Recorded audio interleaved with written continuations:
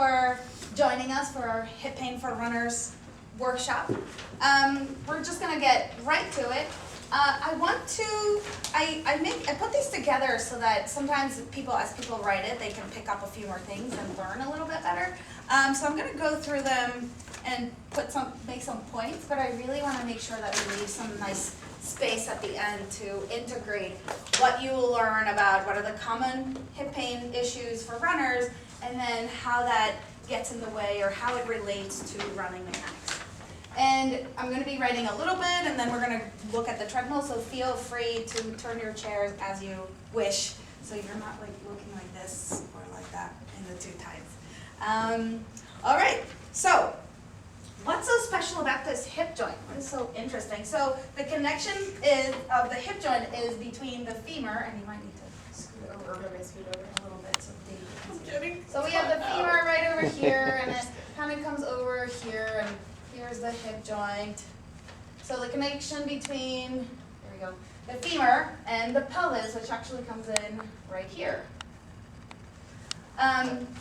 Or the thigh bone, where it meets the pelvis. It's a ball and socket joint. So over here at the hip, that's where you have the ball. And then the pelvis is where the socket is. It absorbs extreme forces during the running, and it's supported by muscles and ligaments. So here, this is the back, you can see, so here's the femur, and it comes in right up here. This is the back, you don't really get to see it, but you see all these little hip rotating muscles. And then this is the inside, this right here, if we take all the organs out, this is where we see the hip flexors attaching right at the spine, and then part of the ligaments of the hip joint right through there. So it's actually among the most stable and strongest joints in the body. And the hip pain can actually be internal, so inside the joint capsule.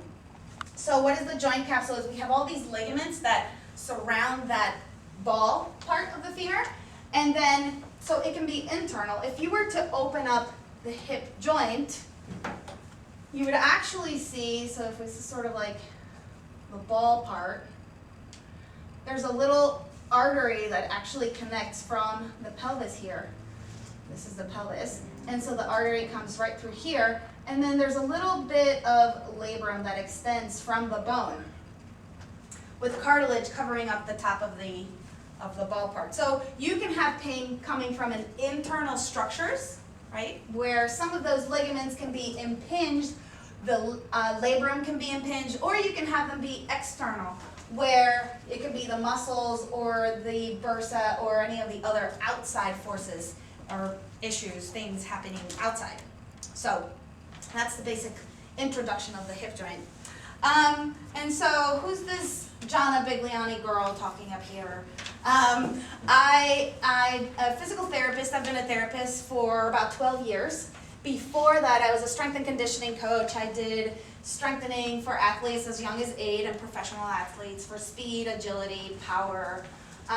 We did interval training with treadmills that used to go up to 26 miles an hour and 40% incline. So it was really fun, some skating treadmills. And that's where back in college, right up there, I did rowing. So that's where I always, and so as an undergrad, I was a exercise physiology major, but I always loved the human body, was just amazed by it. But even as I was little, my grandfather gave me a recording of me when I was like 4 years old, that it was me teaching an aerobics class in a radio show. So I just always loved the human body, and back in the college days, that's where I got really injured, my back injury, and that's when it was just like, okay, great, strength and conditioning coach out of college, did that for about 2 or 3 years, and I was like, okay, I need a little bit more, went back to grad school, and did a residency in orthopedics, and that's how I kept with the sports and the physical therapy component. And so as I worked, I've always worked with smaller private practices, and I noticed that in traditional settings, I was working for other practices, and I would see that, okay, well, a good number of people actually got better, great. Some people didn't get better, and then some people were okay. In the traditional setting, I would see work with one person while I told 2 other people, okay, lift, stand up tall, do some squat. And after I did a residency in orthopedics, that's when I was like, oh, there's got to be a better way. I learned all these hands-on manual therapy skills. And I was like, yeah, I want to do these hands-on skills, but then I want to be specific about the exact movement that I want someone to do instead of letting them to just, oh, go do some side planks and strengthen the glute medius. So I got tired of that, and then I decided, let me start my own thing, and I got to Fluid Physio, and this is where I see a great number of people, wow, this is great, got the results that we wanted, we spent the time that we wanted, and yes, there's a few number of people where it's like, you know what, that wasn't quite it, and then that's where we sort of send them off to whether it's more physician-oriented and you need a little bit more injections, whether it's, you know what, it's more systemic, let's find out, and sometimes it just, we can't help everybody. But it's really trying to help people find what helps them, or if we can't help you finish something, then send you to a better direction.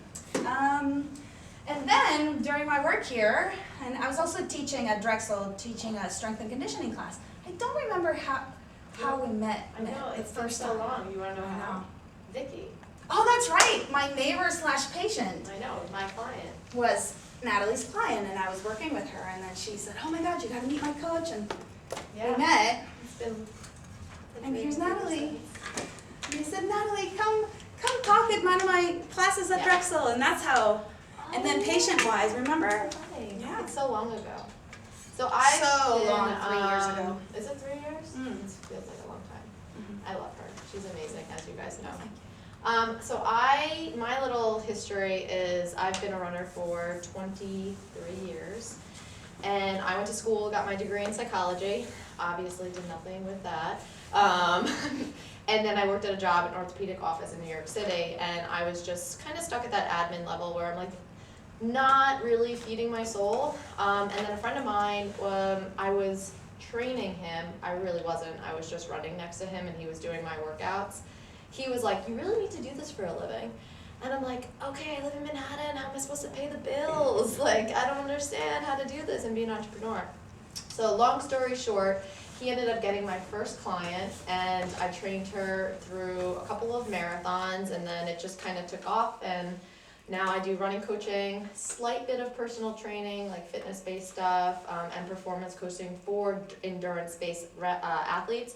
And then I went back to school and I got my license in massage therapy because I felt same kind of thing, like I just wanted to get a little bit more involved with my clients, but I didn't necessarily want the bill of a PT at 35. So, but it's cool because I can work in this gray area, and when I have some like things that I can't address, then I send them to Jonna and Carly, and it's a perfect blend, I feel, of what we do, you know what I mean? So it's super cool to work with somebody knowledgeable and that you trust, you know, so that's me and a whole.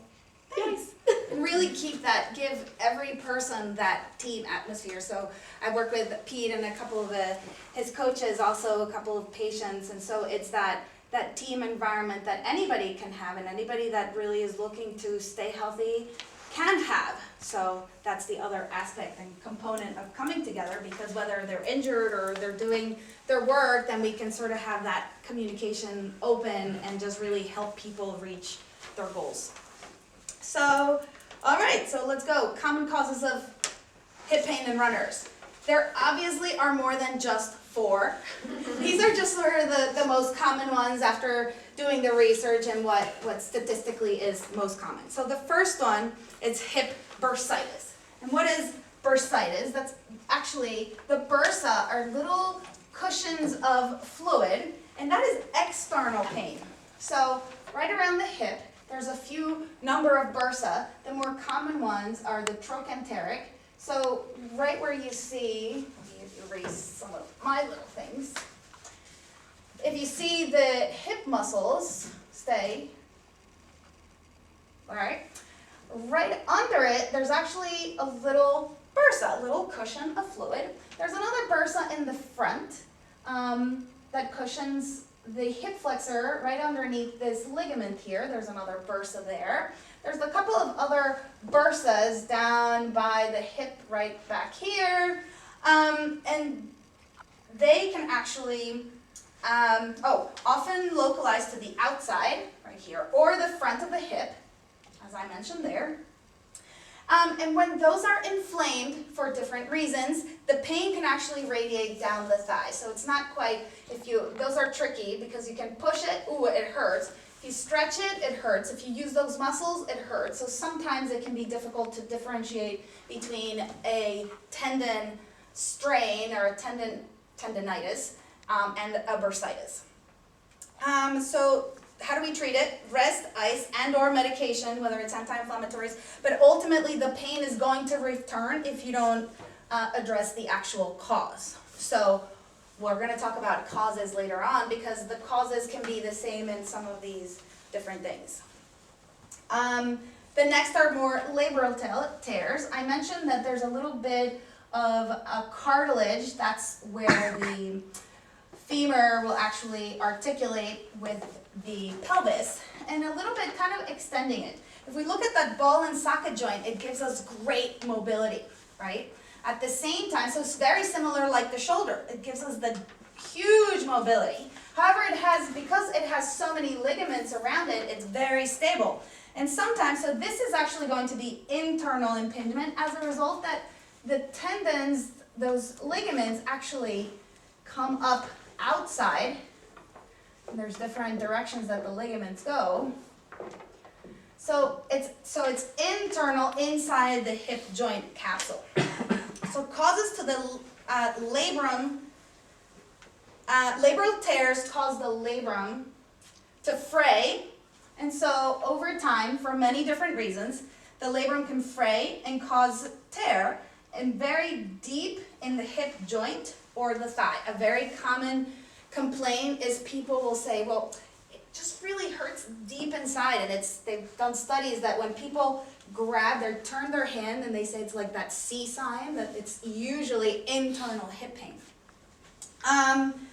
Not all labral tears require surgery. And so another reason that the labrum can tear is because sometimes people have, I have a little bump in the nose, some people have different structures in their bones. Sometimes the pelvis that comes over here, this part actually is a little bit bigger, so the femur will hit it and it tears the labrum. Sometimes you have parts where the femoral head is a little bit bigger, and so it hits the labrum and it causes some tears. Sometimes it's both of them are bigger. So those are particularly in teenage, mostly boys, where these are very much noted and hip pain starts. I had a rower who had both, this is cam, the cam and the, what's the other one? Pincer. Cam and pincer deformities, and that's where the tears can happen. He had surgery because it corrects that, and it corrects that, and he went right back to even row with junior nationals. So at a young age, that's totally fine. But you can have someone that's in their 40s and 50s where things are a little bit arthritic, that because of those because of those structural changes and just normal wear and tear, now they're starting to have that labral tear really get in the way. And that's where it's like, well, do you really need to have surgery or do you not? So it depends on the person. So that's that. Stress fractures. Most likely, stress fractures are a result of overuse. And so where are they most commonly? In runners, it's actually at the inferior rami on this part. Sometimes they're in this part of the pelvis, but most commonly here. And why are they so common up there? That's where actually your hamstrings and your adductor muscles insert. And so that's where they tend to happen. Stress fracture, it's only a stress fracture, meaning it really doesn't create a break necessarily.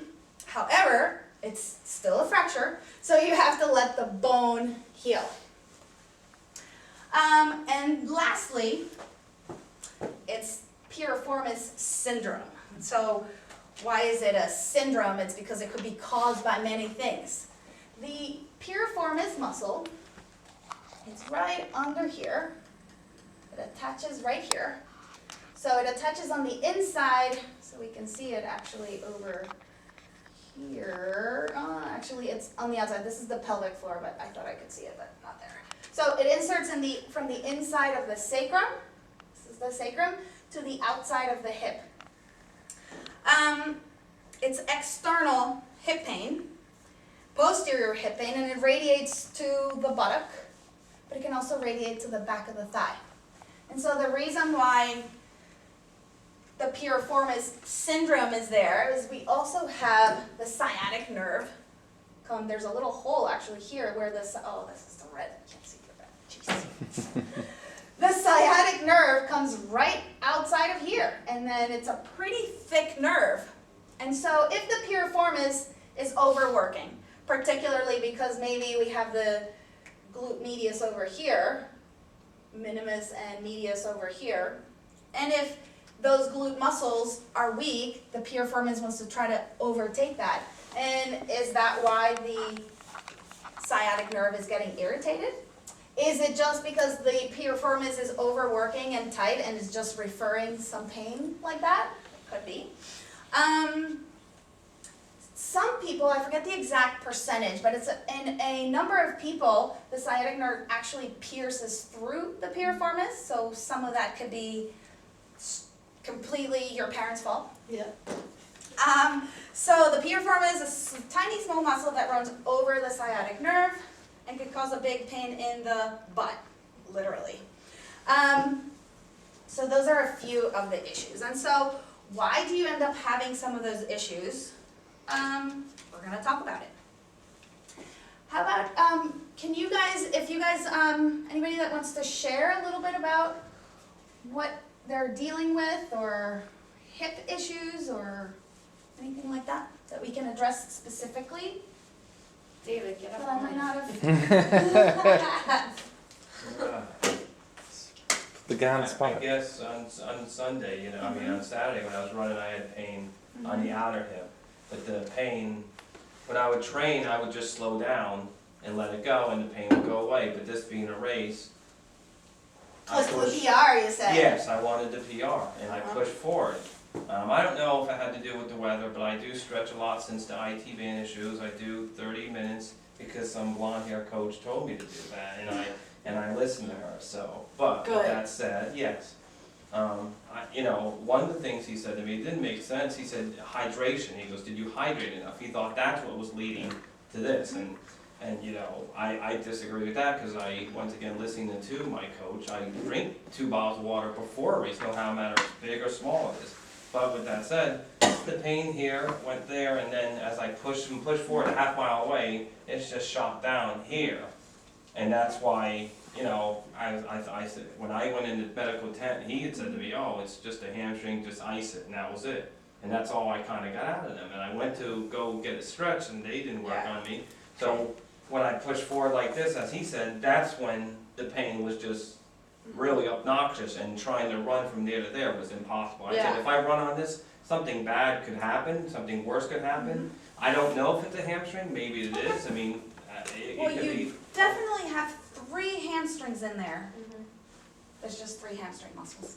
They're definitely in there. Now, whether they're strained, or I actually had a patient with one, she was our last patient of the month. She is 36, and she came in saying, "Oh my God, I can barely walk."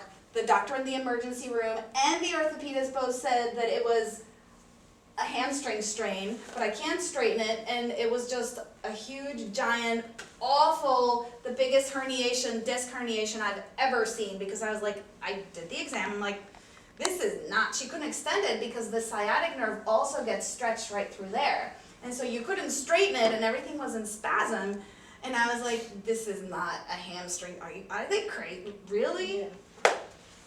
And so she went to a doctor that I referred her, and I was like, he's like, they did the MRI, like, that's the biggest thing I said. So again, some of the hamstring symptoms can be a result of that piriformis, or even something else at the back. So it's really trying to find the actual cause by moving around. The other thing that I didn't, another thing that I didn't quite mention, but in physical therapy, I see a lot of the IT band syndrome. It's like, oh yeah, the snapping hip syndrome, where these little, if you look over here, this muscle, the TFL, comes all the way down and it ends in the IT band that it inserts right below the knee.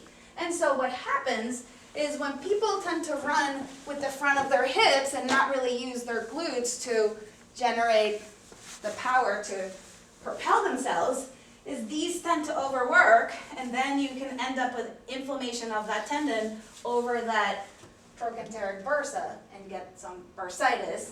And so that's the other one that I see a number of people having. And so it's because you're not using the right muscles, because you're overusing the front instead of using the glutes. So the biggest mistake, what do you guys think is the biggest mistake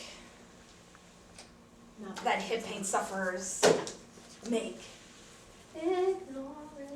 Yes, any pain really is ignoring it, right? So ideally, we need to, ignore it. Oh, well, it just hurts a little bit. It doesn't hurt all the time. And so people ignore it. Pretend it's not there. They'll end up like doing something else or running a different ways. Do you see people ignoring their pain, not telling you? Oh my God. But you can see it. Yeah. You guys can see when someone's in pain. Yeah. It's kind of, you guys can't hide it from your coaches. You can see. So what's the next thing that you can do when you're dealing with pain is altering it. How do we alter things? Well, I just took some Advil and that made it go away. Or I'm just going to put some ice and that numbs it enough and that'll just make it go away. Or, oh, you know what? I went to the doctor and they gave me an injection in the bursa and now I'm better. Now it doesn't hurt anymore. Great, it's gonna go away. Or, oh, you got a cool deep tissue laser it up and it goes away. But oftentimes, or altering it is, oh, well, I'm just gonna run a little shorter and I'm just not gonna go as fast. It'll go away. However, that's not really handling it. And so really handling is really finding out the root cause of what's happening. Is it spine stiffness, right? Is it weakness? Is it imbalances right versus left? Because maybe you used to play lots of tennis and you have a little imbalance in your body from playing tennis and now you're a runner but things are still imbalanced. And so it's finding out the cause. So, how do we treat it successfully, right? Oh, did anybody, I totally skipped that. David sort of told us all about your story, your compelling story. Did anybody else have some questions or any specific hip issues that they wanted to bring up?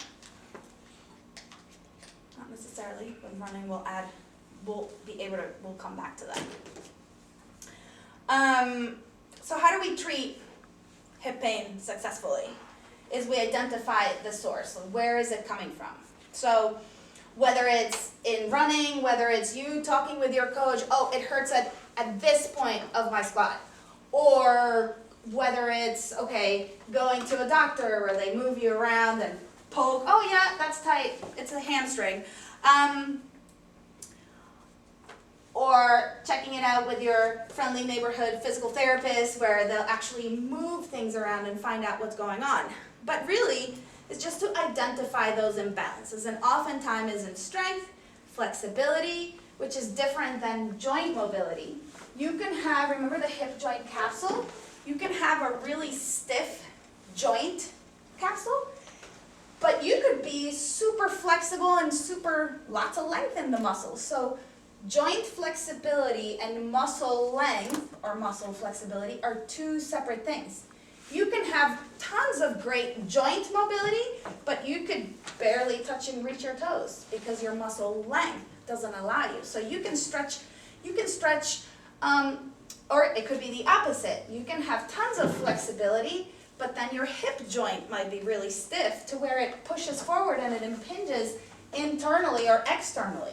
So if you have hip tightness and you stretch your hips all you want, but what you really need is posterior hip capsule joint mobility.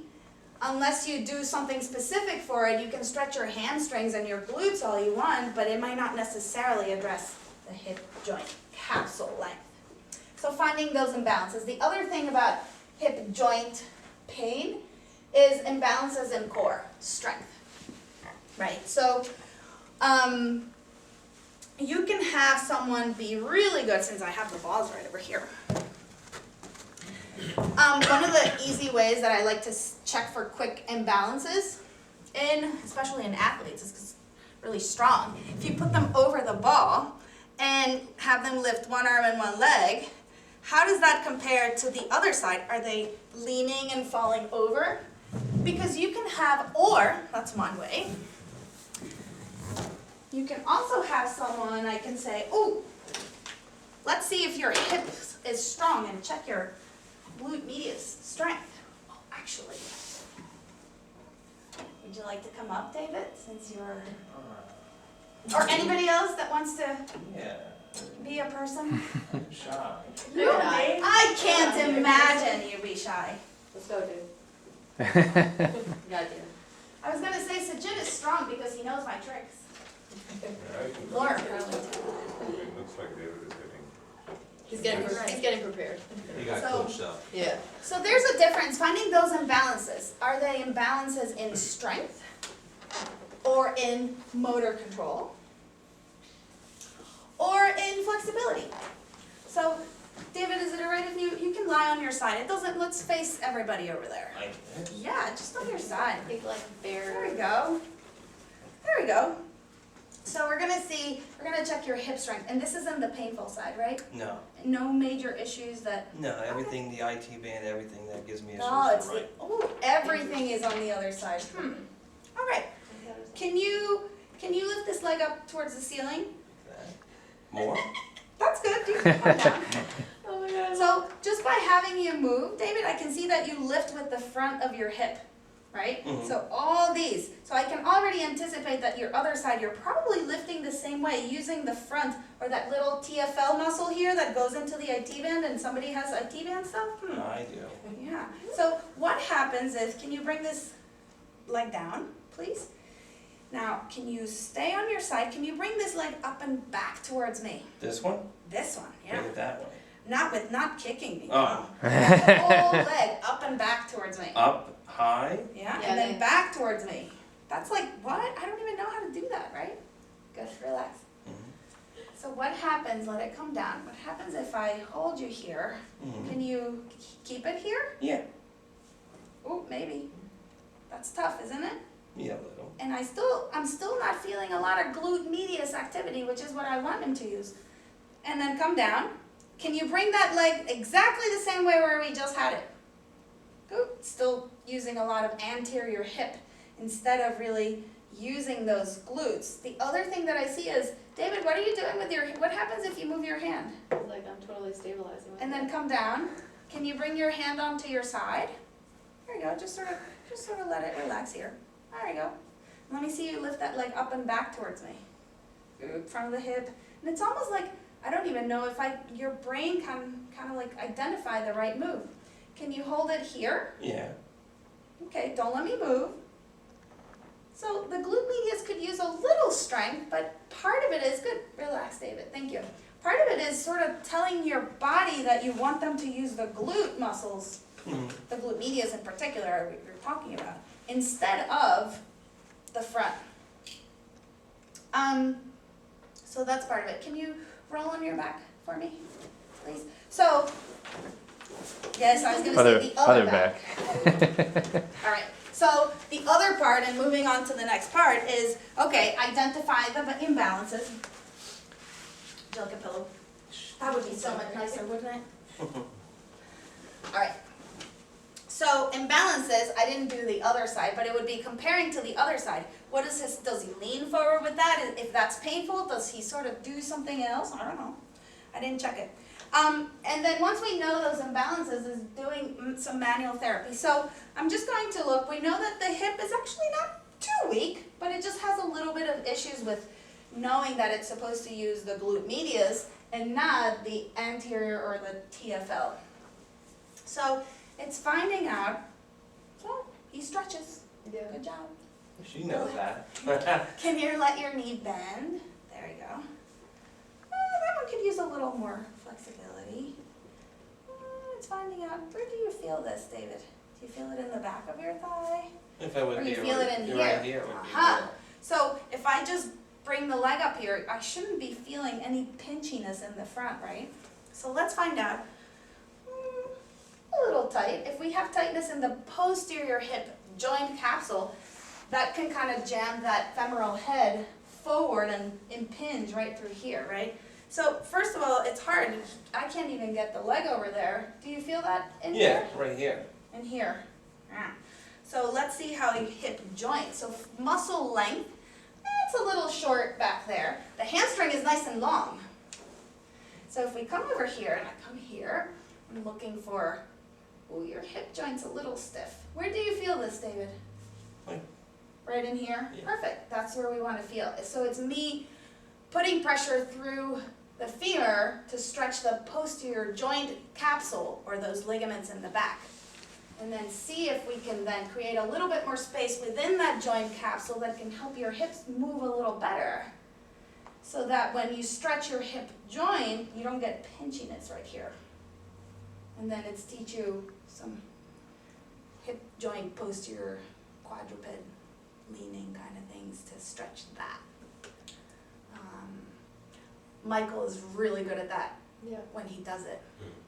One of the patients that started working in our team. Oh, cool. Yeah, and you can do that. You don't really need a lot of posterior hip joint capsule mobility when running. Just really don't do a lot of this. Only when you do the marches that Natalie makes you do, right? No comment. You're meditative. Ah. The other one's tight over there. No, that No, one's okay. fine, I just stretch it. And what do you feel now? I'm Do pretty you fine. still feel it in there? Not as much, Not as much. no. And I can kind of bring it up a little bit. So, thank you. Thank you for being a demo person. You're welcome. Should we see the other side? It's up to you. Let's see the other side. Can you roll facing me? Flip this way. Yeah, just face this way, if that's okay. And let's see what this, I'm gonna stand back here. You're not allowed to fall, David. I won't fall, Okay, good. don't worry. Let's see what happens if you lift the leg up and back. Up, So, that way? sort of. You got like So this again, you're dancer using a lift. lot of your front of your hip. Mm-hmm. Make sure that it doesn't, tell me if it hurts, because I know this is the painful Okay. side. Come down. Might need to So get you what some headgear, happens- Jonna. You guys are gonna see my behind now. What happens if I bring you here, keep their hips forward a little bit, Alright. but it's also hard for me to get David in that position. Can you hold the leg up there? We'll try. He does a really good job. And come down. And then again. He could kind of almost, but he's also, I can see just, he's using a little bit of this to get that going. And so, can you hold it here? Don't let me push down. Okay, go ahead. This is actually stronger than the other side. Could you feel it? Yeah, but it feels Yeah. fine, it doesn't Yeah. hurt. Right. But this is the side that has all these injuries, isn't it? Yes, Relax. go figure. Imagine. Do you think, I mean, could it be thank you. You're You welcome. can sit up. Oh. There you go. So you can see, and you can come all the way up, you can stay here if you'd like, but you can see how the stronger side could be, is it compensating for some of the stuff because this side's a little weaker and you really wanted to push yourself and this one started pushing more but it's pushing from here. Instead So- of where it should be. And hamstring strains are actually another injury where runners get a lot of because the hamstring decelerates the body as it lands, right? Mm-hmm. So, on that note, thank you for being a subject. And the other part is doing exercises to stabilize the pelvis and strengthen the hip. So it's not just the hip, but we need to stabilize and make sure that everything, all the little hip rotating muscles and the core, they're all working together. We have deep tissue laser to address any of those irritable places that might need to, or go send our friends to go to a physician and get some, whether it's injection, medication, if you wish.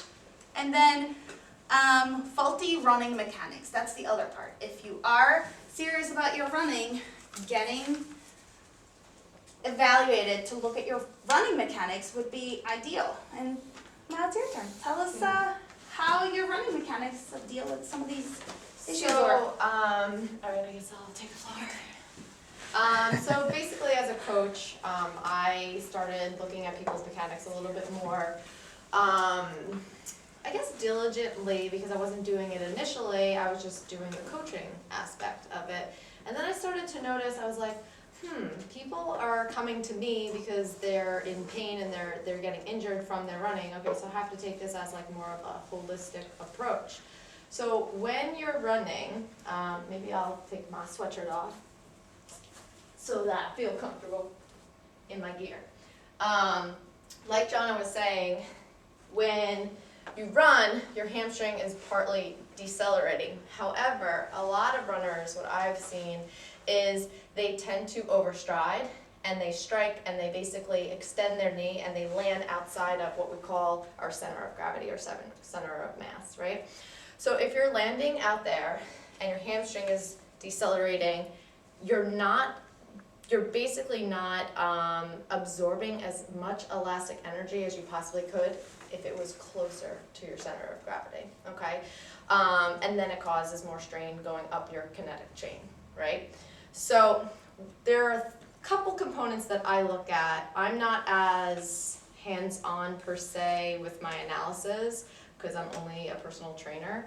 However, I look at posture, I look at pelvic position, I look at trunk stability, I look at pelvic stability, I look at where the foot lands in relation to the body, and then I look at cadence, and that's pretty much, I think, my top ones. So from a postural standpoint, when you're running, you want to be fairly upright. There is a slight lean, okay, but it does not come from your waist. So I see a lot of people who have their hips back and they pretty much are running like this. And I'm like, well, it might look good for your booty, but it doesn't look really that good for your running. So your center of mass is like going in this direction, right? So I want a good posture position, and that's why I do a ton of marches, because they work on posture, and farmer's carries, because they work on, I'm gonna use a fancy term, axial load into the ground. So when you're doing a farmer's carry, which I put on Harper stuff, it's being able to accept that load into the ground and on single leg support. So that's the other component with running. We never run with double limb support, that's walking. So you want to be strong, especially in regards to the hip, with your single leg. All right, so next component, so posture, the arm mechanics, right? So a lot of times I see wasted energy going in this direction, there's a lot of torso rotation. When we're running, there is some rotation in your shoulders. However, you don't want it to be excessive, all right? Same thing goes for your hippies, all right? So now getting down to the level of the hip, which is the most important, obviously, for this particular workshop. When you land, and you land under your center of gravity, however your foot position is, I honestly don't really care, as long as it's natural to you. I'll go into that in a second. You want to have a strong pelvis, because what I see a lot of times is people will run and then they're shifting and then they're shifting and then they're shifting. All right, so it's causing a lot of strain on your back, on your hips, and then everything else that follows down. All right, so I want, when you run, to have a strong stable pelvis, but a pelvis that also moves. So you don't want to think about your pelvis as something that is completely fixed, like I'm gonna run like this, like don't move, come on, don't move. Your pelvis does move because there's a component in the gait cycle where you land, but then this leg goes back, that's called hip extension. This leg goes back, that's hip extension. So you also wanna have adequate hip extension too, so that you can get to the next footfall efficiently and more fluidly, all right? So then foot position. So foot position gets a lot of bad rap. How many people have heard that heel striking is really bad for you? Yeah, It's not. It's really where your foot lands in relation to that center of gravity. I would say a majority of heel strikers, a majority of people are actually heel strikers. And if you actually looked at, it's kind of funny, I don't know if you know James Dunn, he's a PT over in the UK. He just did a thing on Kipchoge, and there's a guy who is freakishly fast behind Kipchoge running, and Kipchoge's form is insane. Like, it's just beautiful, and he just is like, he's like an Adonis for distance running. But this dude is literally landing like this with a straight leg almost. His knee, like when he lands, his tibia is not directly under him. Yet he can run a 4:30 something marathon, like, you know what I mean? So form is a piece to the puzzle. However, when you see something like that, I don't know what his track record is with injuries. He's running pretty fast. So I do form analysis as one little piece of the puzzle that goes with jhana and your history as a whole. So foot position is important, maybe not to that guy, but I bring it up because we're all individuals, so we don't always fall into the same category. Does that make sense? Some, yeah? All right. So what do you have questions in regards to form, maybe? Because maybe I can answer more questions based on that. What kind of cues or things do you do to improve people's hip extension during running and use of glutes? How do we get people to use those? So a couple cues that I do use. You could actually, I came up with, I didn't come up with this, but a friend of mine came up with this awesome idea of actually getting a skateboard and using and kind of like pedaling with the skateboard to create that momentum of hip extension. But some things that I particularly use is just this mechanic at first and just getting them to feel what it feels like to just get the leg behind, right? And then, as you know, we go through the ragdoll, which I can't really demonstrate right now because I don't really think I have too much room. But it's a whole, my particular favorite drill is this guy because, I give you room. thank you. All right, so you basically stand tall because you're gonna work on your position of posture. And then when it comes to distance running, I'm not a sprint coach, so I don't teach any sprint mechanics whatsoever. This is solely distance-based running. You are focusing on landing under your center of gravity, so you're just shaking out your arms for relaxation purposes, and this is not about running right now, it's solely a drill, all right? The other component is, I don't know if I said this, but distance running, in order to be the most efficient, you have to also be the most relaxed. So you have to think about fluidity and finesse when it comes to distance running, because if you look at somebody like Kipchoge, he's just so relaxed. Everything is relaxed on his body. So this is just to get you relaxed, and then you bring your arms up, and then I generate my cues towards the glutes and the hips, and I tell people to kind of like fall off the tips of their toes, however they land, even if I can't run like a heel striker, it's just not my thing. But however you land, and then drive your hips back, almost like you're having streamers behind you. But you want to allow it to happen naturally.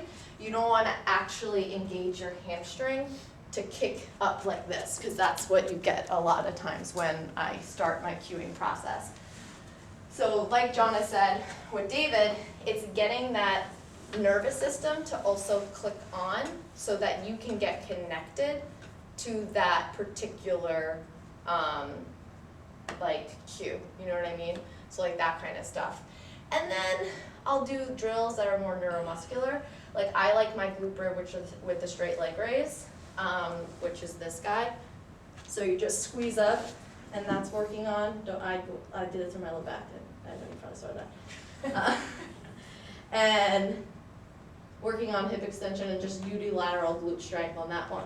So there's like a ton of ways that you can do it, but I would say the best way is just cueing somebody to get that leg naturally behind them and get them more engaged in working on their pelvis, just feeling it in that regard. I like that drop and drag cue that one instructor gave me. Yeah, so I like that too, and since I've been working with deadlifts for like so long, it's been one of my main.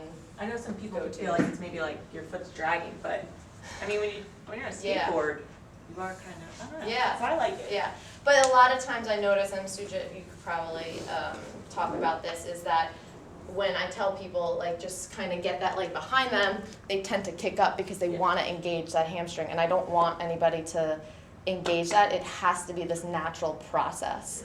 So my main thing is getting people to really land under their center of gravity first and learn that, because I feel like a lot of the injuries come when people are running like out here. And then the other component I didn't bring up is cadence. So that's a huge component with form too. Does anyone know what cadence is? Okay, well you know because obviously. What about our big guys? Steps per minute. Yeah, man. So cadence, I know. I'm gonna shout, raise your hand. But yeah, no, steps per minute are important, and I usually give people between 170 and like 180 we want to work towards. 180 is typically the gold standard as per every Runner's World article, but it's not necessarily something that you have to get to. But usually 150s and 160s, ground contact time is a lot slower. So you want to, ground contact time is like basically how much time you're spending in the ground, and you want to get off the ground as fast as you possibly can. So they're kind of, they work together. So, yeah. One of the ways that I personally like when people are having a hard time engaging their glutes, I'll do some isometrics, Yeah. just get them on the side, have them really feel like, okay, do you feel this? If I have you on your side, and can you, first of all, not use the right muscles, use the right muscles, they shouldn't feel this, just sort of put them on their side. It's about 60 degrees is where that ideal glute medius sweet spot is. And so put them on the side and they need to feel this. If they feel this, if they feel, some people will feel this, So do some glute isometrics, 2 times 30, 40 seconds, fire up the glute. Oh my God, now they're ready to feel it. Yeah. So then put them in different activities. So another one is for squats. A lot of people are like, oh, my quads are burning. It's like, yeah, because you're not using your glutes. And You're not it's shifting supposed to your be your glutes. So once their glutes are really sore, and we get them to teach them, like, okay, get the plate in the right place, and don't go on your toes, but sit back. Now they're more like, you can do add the band, but now they can really, oh yeah, oh my gosh, it's really burning. I don't really want the quads to burn, but some people just need that step back. So when they've been injured, I'll see them and it's like, oh my gosh, how have you been running? Well, when I was younger, nothing hurt. I could just run forever and not even warm up and be done and go to class, and I was fine. That's the But- biggest trick, don't get old. Yes, yes. It's all about management. That's what I feel when you start to get old. Body, you can Management keep of running and you can symptoms. keep doing things, but it's finding out what is it that you need. Because everybody could use a warm up, but in your case, maybe you need a little bit hip joint mobility stuff. And I'm gonna call out Right. David a little bit because he saw a physical therapist for his IT band, and how many clamshells were you like they had you doing clamshells on clamshells on clamshells. So that was interesting for me to see that particularly one of the glute meets, what, you know what I mean?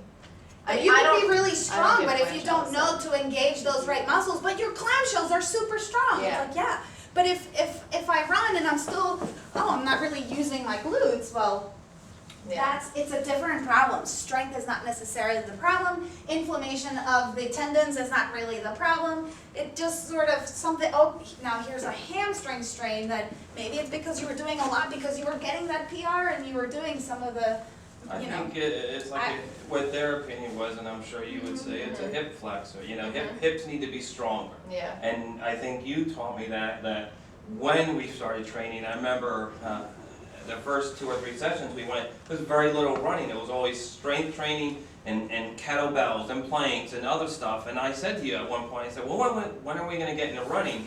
And stupidly, never say that to a person who runs in the 7-minute, flat. Say, be careful what you wish for. And next time we come in, we're running upstairs at Princeton University and doing dips and doing push-ups. And she said, I can't say what she said cuss-wise, but she said, are you ever going to open that effing mouth up again and question that? I am the coach and you're the student. And they're like, you're so right. You're absolutely right.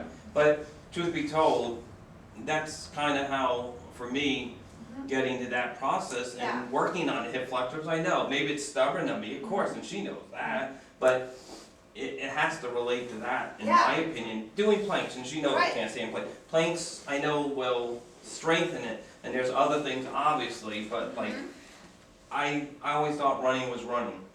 And when I used to say to her, like, once again, strength training, what does that have to do with running? I don't want to be bench press. She says, no, everything's going to connect together. You watch and Yeah. see, and sure enough, you know, it's right, it's correct. Oftentimes I'll get athletes, they've been athletes all their life, they've, different sports, different things, and so their body's used to doing something, and then I'll put them on the side, or I'll put them over the ball, and they fall off, just because they always use their hip flexors, for example, to stabilize their lumbar and pelvis, lumbopelvic component. And then it's like, oh, well, I forgot, I never really used my transverses or the different muscles of the deep core.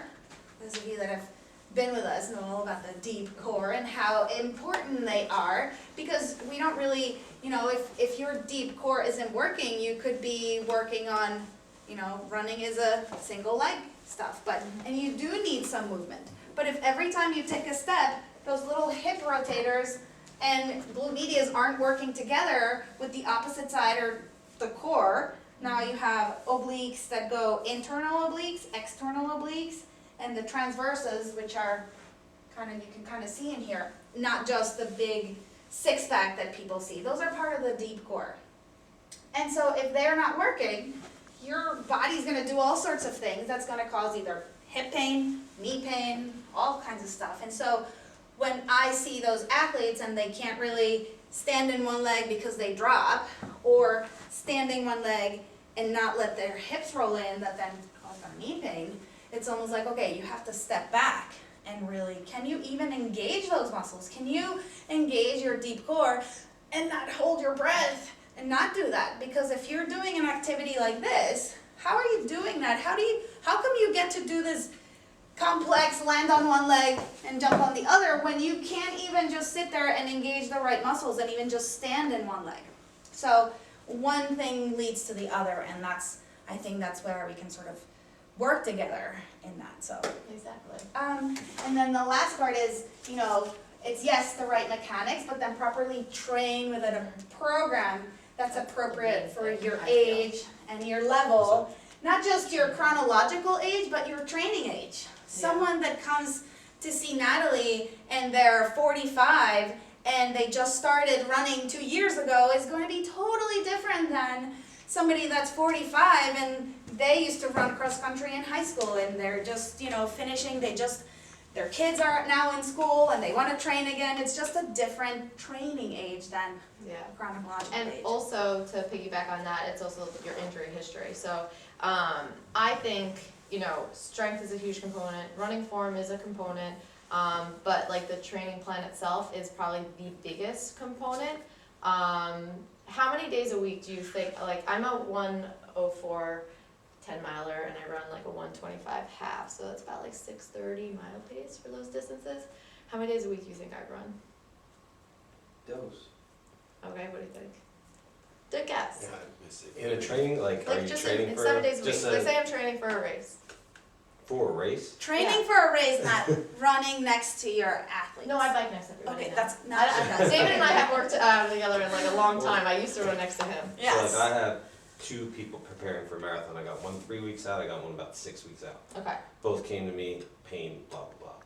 Right now they're on, well, Adrian's a different animal. Adrian, she just went down to 80 miles a week. So she's training to make Olympic trial pace. Oh shit. Okay. So this is like a big I'm thing. not necessarily that because Right. I'm like. So she's like 7 pace. days a week, basically. Okay, so I'm gonna give you a history. So I actually only run 4 days a week. That's it. I only run 4 days a week. Most people that run around my pace are running like 6 days a week, right? And the reason is because of my training history I've had 9 stress fractures. So I started college and bang, I got my first stress fracture. And then it was a repetitive cycle every other season because of the fact of type A athlete, emotionally distressed between injuries, and then my coaches had no idea how to load me back, and I had no freaking clue either. So nothing about like this concept of graded exposure. So training plan, I think, is by far one of the biggest components of getting the athlete to hit your goals and to where you want to be, because not always are we the most smart as ourselves, myself included. I ended up getting We need our own coaches. we do, because I ended up slipping and falling, and a garbage can hit my knee as I ended up taking the trash out. And 2 days later, I think, it's just a bump on the knee, I'll be fine. And then I ran 12 miles at like 7:22 pace, and the pain got progressively worse throughout the run. Did I listen to myself? Nope. And then now I've been managing it for the last 7 weeks. So I know how to gradually expose myself back to, but I also have a coach because of the fact that I'm a type A athlete and I want to do as much as I possibly can, but I've learned over the years that you have to respect both your mind and your body. So I think that So, like, comprehensive. for us, for me, Yeah. I've trained, well, within the past 3 years, 3 or 4 people with that Mhm. marathon thing. Goal. I know what my role is, Yeah. and I know what my role isn't. My role, I don't give a crap what your gait looks like, Mhm. because your gait is not something if you're sprinting, Yeah. if you're on a field, if you're changing direction, that's what we do, That's not my shit. right? I'm like, wait, how do you change? Right, right, if you wanna do that, we can help you, but what my role is to prepare you to be able to get in every position Mhm. that you need your coach, your running coach to get you in. Yeah. I'm Yeah. not gonna manage your miles, I don't wanna hear about it, I mean, I do, like, I wanna know when your volume's I up, know so what I you're know how saying. to change Deal my with Yeah, training and plan. that's anyway. where it's a good, And It's a that's good where team. this work stuff works Yeah. together. But my goal is to make sure that whatever they want you to do, you're able to do it. Then Yeah. I'm here. Yeah, I Right, like so it. that's kind of like our approach, because I know I don't do what she does, and I obviously don't do what you do. Yeah. So the point is like that team mentality of how do we all work together? It's that, know your role and what you're good at. I know that. So I had someone come to, I want to train for marathon. I'm like, great, who's your running coach? They're like, I said, yeah, I know, I can do that. And who's your running coach? Like, that's not my job. yes, Yeah. So, yes. but understanding also what she does when someone comes to me is hugely important. Yeah. Because when she reports to me, this is what's happening, I know Yeah. on a general basis what's happening here and what she's seeing and why it translates to what I do. Yeah, And exactly. it comes back. Totally. And yes, I used to be a strength and conditioning coach, and I used to do that, it's like, I am now the manual physical therapist, will train movement re-education, and I still have my CSCS and all my stuff. I haven't kept up with, stuff changes, and you wouldn't believe how much science has come into training these days. And so it's like, here, that's where, okay, you're not having pain like that anymore, great. Now I know the guys that can really help you, whether it's a 5K, whether it's play tennis again, but really it's working together, because most of the people that we see, so in our practice we focus one-on-one, we do mostly hands-on manual therapy. I oftentimes want to do hands-on stuff and then have you do a specific exercise. I'm not the one that's gonna say, okay, here we go, 5 more clamshells. I don't count. Those of you who work with me, I don't I'm a terrible counter. I don't too. count. It's the first thing I it's say to my about- clients. But it's more about I'm a professional rep retraining counter your and I can't count. I don't count. It's more about retraining your body, because you can do hands-on stuff and you can strengthen all you want, but if your brain hasn't quite figured out that you need the right pattern and the right movement mechanics, you're never gonna be able to take all the strength from those clamshells and apply them to just a single leg stands, which is a totally different thing. Talk about, clamshells and just straight leg raises. It's like, okay, glute, open change, you're not really running like this. It's now getting the glute medius to react in a closed chain position. And so how does your body work together with that? So that's where that is.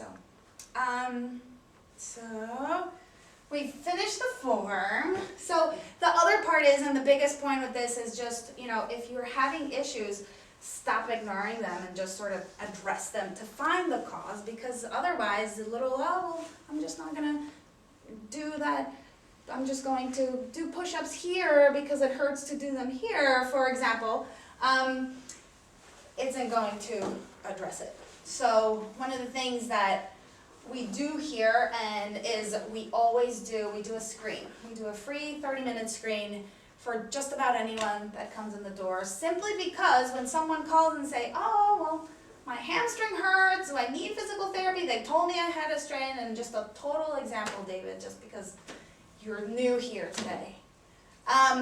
It's like, okay, well, I don't know, is it really a hamstring strain? How bad is it? I don't know. Just so come in, let me get my hands on it, let me poke it and see how much, let me have you do a little movement and see how bad is it, to then say, okay, well, I know that with my hands, well, you know, it's that hamstring strain, but it's the other side that's weak and it's stiff, and you need to, the other big part for runners is that their spine needs to move in all directions. You might not want a lot of rotation, like. But it needs mobility. Exactly, it just needs mobility. And as we get older, late 40s, early 50s is when the stiffness starts to creep in. You really need to focus on that mobility component. So if that spine starts to get stiff because you spend all day in front of the desk, because you go to sleep and you always sleep, whatever reason, you need to do some exercises to undo what life has done to you and